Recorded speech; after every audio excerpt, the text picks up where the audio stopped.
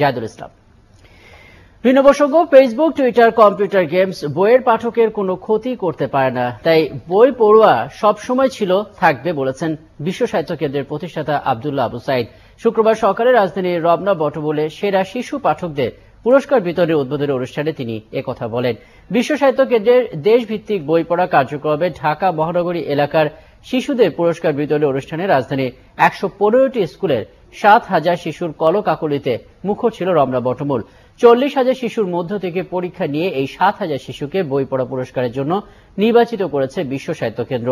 ২ দিন ব্যাপী পুরস্কার বিতরণী অনুষ্ঠানে উদ্বোধনী দিনে বক্তারা বলেন, কেবল বই পড়ার মাধ্যমেই মানুষের মধ্যে ইতিবাচক পরিবর্তন আনা সম্ভব। বইয়ের পাঠকের জায়গায় কখনো ইন্টারনেট বা অন্য কোনো মাধ্যম নিতে পারবে না।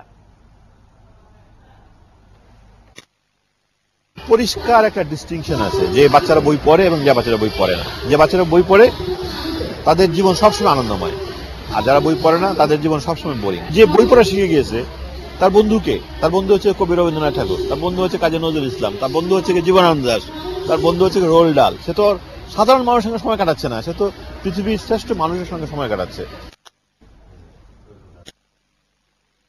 যা কিছু সুন্দর, যা কিছু শ্রেয়, যা কিছু মহৎ, যা কিছু স্বপ্নে ভরা, এগুলো যদি তাদের ভেতরে একবার দিয়ে দেওয়া যায়, এই শিশুরা যখন বড় হবে ওই হৃদয়টা নিয়ে বড় হবে, এবং তখন তাদের কাছে এই জাতি অনেক বড় কিছু পাবে। ফেসবুক, টুইটার এসব পাঠককে কোনো ক্ষতিগ্রস্ত করতে পারে, কারণ পাঠক একটা আলাদা শ্রেণীর নাম।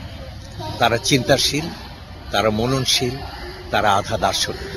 লাইট জিনিসের মধ্যে যতই তারা যাক, সিরিয়াস জিনিসকে তারা খুঁজবেই। কেমন এই বইয়ের পাঠক পৃথিবীতে কোনোদিন মরবে না। দেশের বাইরের খবর।